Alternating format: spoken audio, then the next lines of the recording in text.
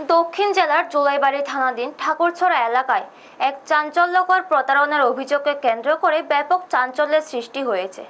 Finance কোম্পানির নামে কিস্তির টাকা সংগ্রহ করে পরে সেই টাকা নেওয়ার বিষয়টি অস্বীকার করার অভিযোগ উঠেছে অরূপ সাহা নামে এক ব্যক্তির বিরুদ্ধে। এই ঘটনায় চরম হয়রানির শিকার হয়েছেন স্থানীয় এক গাড়ি মালিক সুজিত ভৌমিক। জানা গেছে, ঠাকুরছড়া এলাকার বাসিন্দা সুজিত ভৌমিক চোলামণ্ডলম ফাইন্যান্স কোম্পানির মাধ্যমে একটি গাড়ি ক্রয় করেছিলেন। তবে কিছুদিন ধরে আর্থিক সমস্যার কারণে তিনি নিয়মিত কিস্তির টাকা জমা দিতে পারেননি।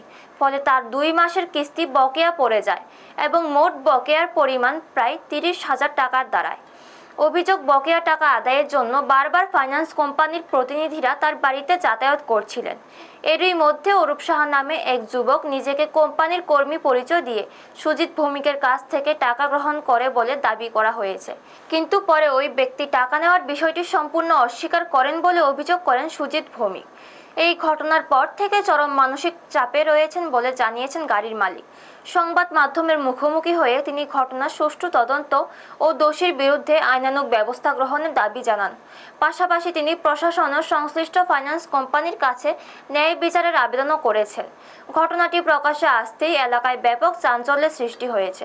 এখন দেখার বিষয়, প্রশাসন ও সংশ্লিষ্ট ফাইন্যান্স কোম্পানি অভিযোগের ভিত্তিতে কী পদক্ষেপ গ্রহণ করে। ব্যুরো রিপোর্ট, নিউজ তৎকাল 24। আমি আজকে এই মাসের প্রায় 8 তারিখ থেকে আমার এই সোলা ফাইন্যান্সে আমার একটা গাড়ির রিফাইন্যান্স করেছিল, কিছু লোন আছিল ইএমআই। তো লোনটা আমার আজ থেকে আরো অনেক মাস আগে এটা 2টা ডিউ আছিল, 8,000 টাকা করে 2টা কিস্তি ডিউ আছিল। ওই টাকাটা তখন আমি দিতে পারছি না, ওই সময় আমার একটা অসুবিধা আছিল। তো টাকাটা তারা 8 তারিখ থেকে আমার বাড়িতে আইতে আছে, একটা গাড়ি নিয়ে আইতে আছে, সাদা একটা গাড়ি নিয়ে আইছে। তারা 3-4 জন রেগুলারে আইতে আছে, আমার বাড়িতেও আইছে 3-4 বার।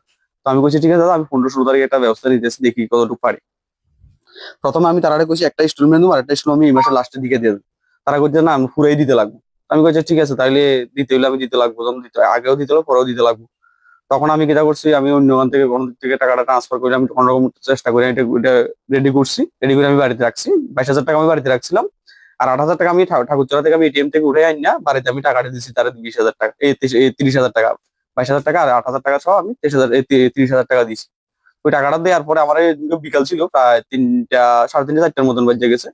হ্যাঁ কইতাছে আজকে রিসিভ করে দিতাম না, আমরা কালকে দিই। অনলাইনে দিলে তো এটা হইতো, অফলাইনে দিলে দিচ্ছি না, কালকে আমরা 10টা-11টার দিকে আমি দিয়ে দিই। তদ্রুপ আমি 10টা-11টার দিকে, এবার আমি তারা 4 জন আইতো। 4 জন আইতো, যে এর মধ্যে একজন আইছেন। আমি জিজ্ঞেস, এই দাদাটা আইছে না কেন? কয় হ্যাঁ অসুস্থ, হসপিটালে। তত্র আমি আর ফোন টোন করছি না। তৎক্ষণাৎ এবার আমি তারে ফোন করছি, তারা ফোন করছে যে হ্যাঁ অস্বীকার, অরূপ সাহা। হ্যাঁ মানে হ্যাঁ আমার কইতাছে আমরা তো কোনো ইনস্টলমেন্টে দিচ্ছি না, আপনার বাড়িতে গেছি ঠিক আছে, কিন্তু আমার তো কোনো ইনস্টলমেন্টের সময় আপনি দিচ্ছেন না। আমি কম, আপনার এত টাকা আমার বাড়ির থেকে, আমার বাড়ির মা আছে, বাড়ির আরো অন্যরা আছে, সবার সামনে আমরা টাকা দিলাম, আপনি কেন করছেন টাকাটা দিছি? হ্যাঁ প্রথমে কইছে আইছে না, এরপরে কইছে আইছি কিন্তু টাকাটা দিছি না। তো এখন হ্যাঁ আজকে 3-4 দিন হয়ে গেছে, এখনো আমরা টাকাটার ব্যাপারে কোনো কিছু কয় না। অফিসে আমি কইছি, অফিসে আমরা জানি না, এটা আপনি দিচ্ছেন, আপনি এইভাবে ব্যবস্থা করেন, আপনি কিভাবে লইবেন?